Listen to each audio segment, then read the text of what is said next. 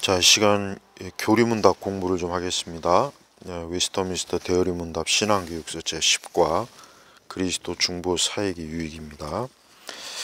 자, 우리가 이제 구원의 확신을 유지하려면은 보통 그 구원의 확신을 좀 강하게 또 강력하게 또 계속 지속적으로 유지하는 가장 좋은 길은 말씀과 기도, 그 다음에 이제 성찬, 이게 보통 은혜의 수단이라고 또 얘기하죠. 그래서 그리스도인이 항상 말씀, 기도, 또 성찬을 통해서 이 구원의 확신을 아주 확고하게 이제 뿌리를 내릴 수가 있습니다.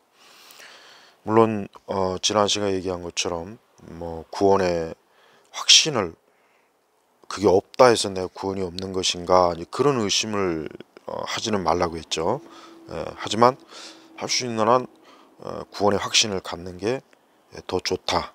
그래서 모든 우리 그리스도인들은 확고한 자기가 하나님의 자녀고 이 성령의 어떤 내적 증거에 의해서 이 구원의 확신을 가지면 그게 모든 면에서 우리 성도들에게 신앙에 큰 힘이 되고 또 우리 모든 삶에 참 하나님의 그 함께하심에 대한 큰 확신이 또 됩니다. 자, 그 다음에 이제 다음은 이제 무형교회 회원들이 그리스도 무형교회. 그러니까 보통 유형교회, 무형교회. 그 말 그대로 무형교회는 보이지 않는 교회, 보이지 않는 교회인데 우리가 성도들이 이 다음에 하나님 곁에 가면 우리는 이제 이 무형교회 회원이 되는 거죠. 하나님 앞에 갔을 때. 그러니까 이 땅에 보이는 교회는 그 보이는 교회 안에 모든 그 교인들이 다 구원받은 하나님의 자녀라고 할 수 없죠. 분명히 거기에는 양과 이리, 늑대, 그 다음에 또 가라지와 알고. 그렇지만 보이지 않는 무용교회는 거기는 모두 다 하나님의 자녀요, 하나님의 백성들입니다. 그들은 이 다음에 부활과 심판의 날에 우리 무용교회 성도들은 완전한 하나님의 그 품에서 영생을 누리는 겁니다.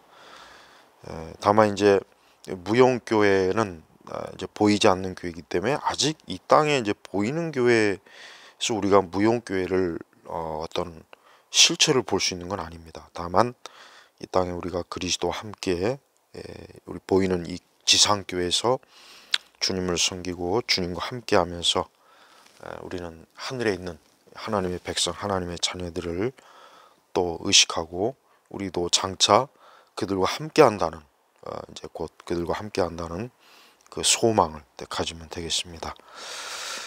자, 이제 다음에 이제 우리가 할 수 있는 것은 그러니까 이제 보이지 않는 교회에 그 속하면은 이제 그 사람은 이제 하나님의 영광 또 하나님을 영화롭게 하고 또 영원토록 또 하나님을 즐거워하는 그와 같은 것을 누립니다. 그러나 이제 보이지 않는 현 지상의 교회에서는 많은 제약이 있죠. 제약이 뭐 한두 가지가 아닙니다. 우리 육신의 제약도 있죠. 공간과 시간의 제약도 있죠. 또 이 현세와 내세의 제약이 있고 영적인 것과 육적인.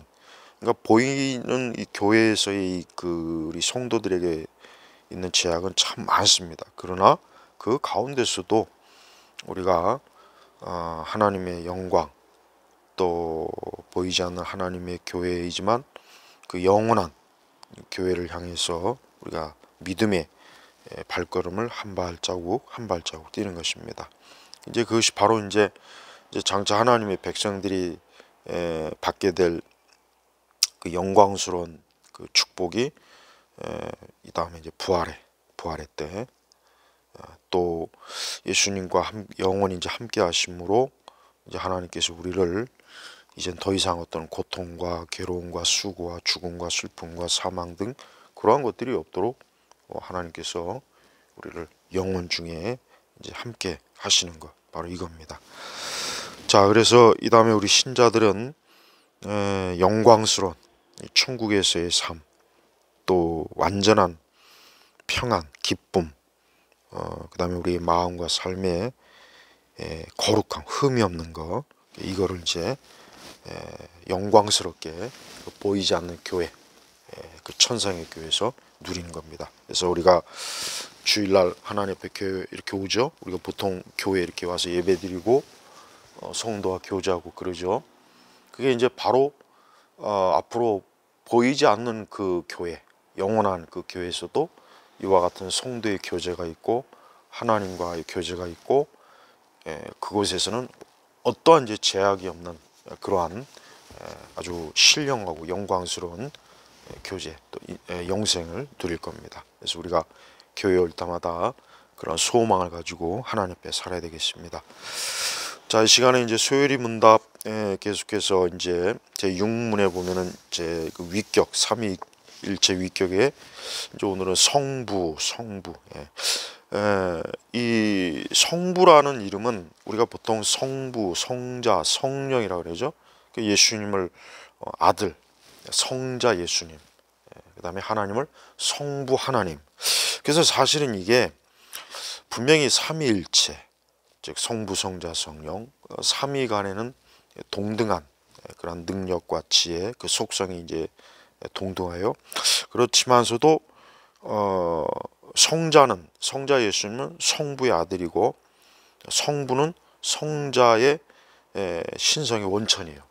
다만 우리가 이제 우리가 이 땅에서 이제 아들과 아버지는 이해가 가지만, 사실은 성경에서 말하는 성부와 성자에 대한 것은 우리가 사실 어떤 이성과 계시로서도 알 수 없어요. 왜? 하나님의 말씀에서도 이 부분이 정말 정확하게 어떤 것인지에 대해 침묵해요. 그러니까 여기서 침묵한다는 게 뭐냐면, 분명히 우리가 이 땅에서 육신적으로 뭐 아버지와 아들의 관계는 이해하는데, 어떻게 성부 하나님, 성자 하나님 그 관계가 그러니까 어떻게 성자가 아버지 하나님께 출생했는지, 또 어떻게 그 예수님을 삼위일체이신데 예수님을 성자라고 하고 하나님을 성부라고 하는지, 이거는 하나님 말씀에도 없어요.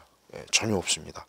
다만 우리는 예수님께서 뭐 요한복음 17장에서 기도하시고 복음서에도 보면은 아버지 하나님에 대해서 계속해서 아버지의 뜻을, 아버지 하나님, 우리 예수님 그랬죠.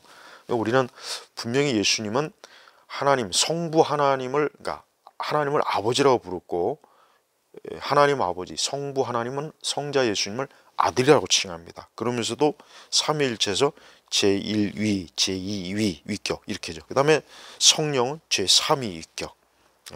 그래서 사실은 제가 계속 얘기하지만 우리는 이게 이제 어떤 그러니까 삼위일체에 관한 거는 아무리 이게 뭐 어느 누구가 이거 설명을 해도 다 설명 못하고, 우리가 또 그걸 이성적으로 우리 인간의 어떤 지적으로 다 이해할 수 없습니다. 다만 우리가 할 수 있는 것은 우리는 성부 성자 이 위격이 굉장히 구속적 관계, 또 삼위일체 안에서 아들과 아버지로서의 영원한 관계라는 걸 우리가 명확하게 알고 있습니다. 그래서 우리가 하나님의 그 존재와 하나님의 그 근원적 존재의 그 어떤 출발이나 이런 거는 모르지만, 우리는 어쨌든 성경에 비추어서 성자와 성부 성령이라고 하는 삼일체인데, 항상 순서적으로 성부 하나님이 제일 먼저 나오고, 그 다음에 아들 성자 예수님, 그 다음에 성령 하나님, 이렇게 이제 이렇게 존재한다는 겁니다. 그래서 우리는 기도할 때 우리가 보통 하나님 아버지 그랬죠. 하나님 아버지. 우리는 보통 기도할 때 하나님 아버지 합니다. 물론 우리가 예수님, 뭐 성령님 그렇게 기도해도 틀린 건 아니에요. 어쨌든 우리의 기도는 삼위일체 하나님이 들으시는 거니까. 그러나 보통 우리가 통상적으로 하나님 아버지 이렇게 우리가 보통 하나님께 부르고, 우리가 신약 성경에서도 그렇죠. 그리고 이제 구약에서는 이제 하나님 그 하나님의 존재도 구약에서도 역시 성부 성자 성령 삼일체 하나님이 명확하게 드러납니다. 자, 이렇게